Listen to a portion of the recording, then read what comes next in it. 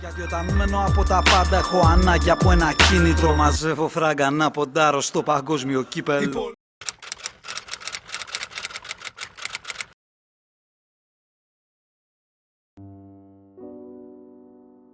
Η Ολλανδία το 1974 αποτελούσε την ιδεατή απεικόνηση του total football σε επίπεδο εθνικών ομάδων, έχοντας ως μαγιά την συλλογική έκφραση της τακτικής επανάστασης που έφεραν οι Μίχελς και Κρόιφ στον αυτοκρατορικό Άγιαξ του 70. Με μπροστάρι τον προφήτη Γιόχαν Κρόιφ στη μία και μοναδική του παράσταση σε παγκόσμιο κύπελλο και άξιο συμπαραστάτη του τον Γιόχαν Νέσκενς, οι Οράνιε έφτασαν με χαρακτηριστική άνεση στον τελικό, αφήνοντας άφωνο το ποδοσφαιρικό κοινό.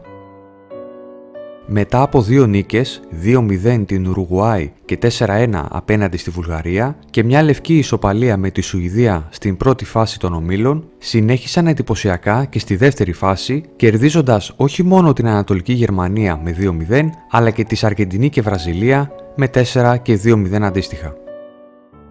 Στον τελικό του Μονάχου, η Δυτική Γερμανία μπορεί να έπαιζε εντός έδρας, αλλά στα πρώτα 2 λεπτά της αναμέτρησης δεν είχε καταφέρει να ακουμπήσει την μπάλα. Μετά από 14 πάσες, ο Κρόιφ με σόλο ενέργεια ανατράπηκε εντός περιοχής. Ο Νέσκενς μετέτρεψε το πέναλτι σε γκολ και οι Οράνιοι προηγήθηκαν χωρίς να έχουν δώσει καν την κατοχή στους παραδοσιακούς αντιπάλους τους.